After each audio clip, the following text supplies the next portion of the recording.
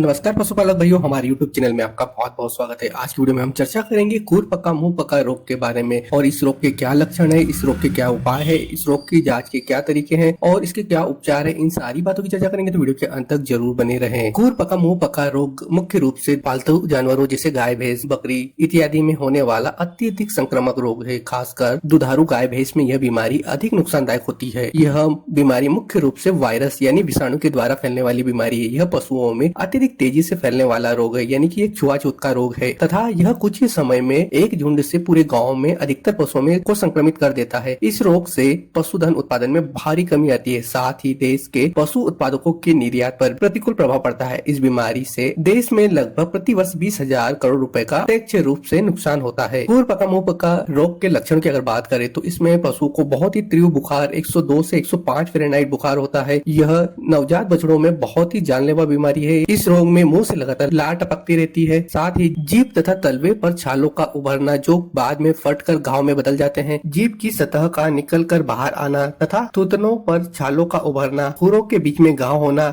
जिसकी वजह से पशु का लंगड़ा कर चलना या चलना बंद कर देना, मुंह में घाव की वजह से पशु भोजन लेना तथा जुगाली करना बंद कर देता है एवं कमजोर हो जाता है। दूध उत्पादन में लगभग 80% की कमी आती है। गाभिन पशुओं के गर्भपात एवं बच्चा मरा हुआ पैदा हो सकता है। बछड़ों में अत्यधिक जोर होने के पश्चात बिना किसी लक्षण की मृत्यु हो जाती है। खुर पका मुंह पका रोग के रोकथाम के उपाय। इस रोग का उपचार अभी तक संभव नहीं हो सका है, इसलिए सभी पशुपालक भाइयों को इस रोग के प्रति जागरूकता दिखाने की आवश्यकता है तथा इस रोग के रोगी पशुओं को अलगाव कमरे में ही रखें। पशुपालक भाइयों को अपने सभी पशुओं को 4 माह से ऊपर के सभी पशुओं में रोग का टीकाकरण करवाना चाहिए तथा प्रत्येक 6 महीने में नियमित टीकाकरण करवाना चाहिए। नए पशुओं या खरीदे गए पशुओं या कई बाहर से लाए गए पशुओं को अलगाव कमरे में ही रखें। मुख्य पशुओं से मिलने जुलने न दिया जाए ताकि इस रोग का संक्रमण न फैल सके। पशुओं को पूर्ण आहार देना चाहिए जिससे खनिज एवं विटामिन की मात्रा पूर्ण रूप से मिलती हो। पशुओं के मुंह में बोरो ग्लिसरीन लगाए, शहद एवं मंडुआ या रागी के आटे का लेप बनाकर मुंह में लगाए। चिकित्सक की परामर्श पर ज्वरनाशक एवं दर्दनाशक दवाइयों का प्रयोग करें। जिन पशुओं के मुंह, खुर आदि पर घाव है उनको 3 से 5 दिन तक प्रतिजैविक जैसे कि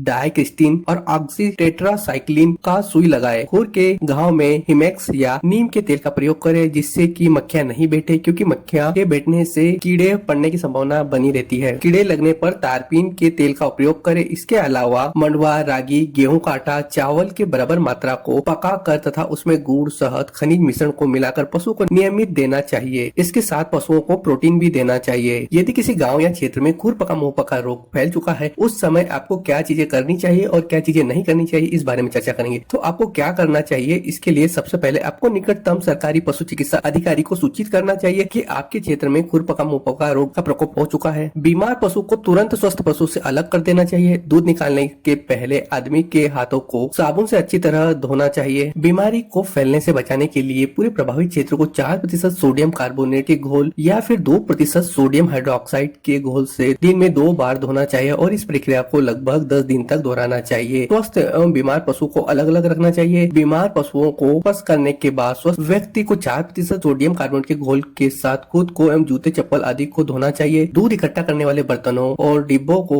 4% सोडियम कार्बोनेट के घोल से सुबह शाम धोना चाहिए। संक्रमित गांव के बाहर 10 फीट चौड़ा ब्लीचिंग पाउडर का छिड़काव करना चाहिए। पशु चिकित्सक को चाहिए कि प्रारंभिक चरण के प्रकोप से बचे पशुओं में संक्रमित गांव क्षेत्र के आसपास रोग के आगे प्रसार को रोकने के लिए वृत्त टीकाकरण करवाना चाहिए। टीकाकरण के दौरान प्रत्येक पशु के लिए अलग अलग सुई का प्रयोग करें तथा इस दौरान बीमार पशु को नहीं छुए। टीकाकरण के 15 से 21 दिन के बाद ही पशुओं को गांव में लाना चाहिए। इस प्रकार इस प्रकोप को शांत होने के बाद इस प्रक्रिया को 1 महीने तक जारी रखना चाहिए। खुर पका मुंह पका बीमारी फैलने पर पशुपालक भाइयों को क्या नहीं करना चाहिए। सामूहिक चारागाह के लिए अपने पशुओं को नहीं भेजना चाहिए। स्वस्थ पशु को अलग रखना चाहिए। पशुओं को पानी पीने के लिए आम स्रोत जैसे तालाब, धाराएं, नदियों आदि से सीधे पानी का उपयोग नहीं करना चाहिए। इस बीमारी के फैलाव को रोकने के लिए पानी में 2% सोडियम कार्बोनेट का घोल मिलाना चाहिए। लोगों को गांव से बाहर आने जाने के द्वारा भी इस रोग का संक्रमण हो सकता है। लोगों को ज्यादातर इधर उधर नहीं घूमना चाहिए। वे स्वस्थ पशु के संपर्क में नहीं जाए तथा खेतों एवं अन्य स्थानों पर जहां पशुओं को रखा गया है वहां आने जाने से बचना चाहिए और प्रभावित क्षेत्र में पशुओं की खरीदी बिक्री पर पूर्ण रूप से प्रतिबंध लगा देना चाहिए।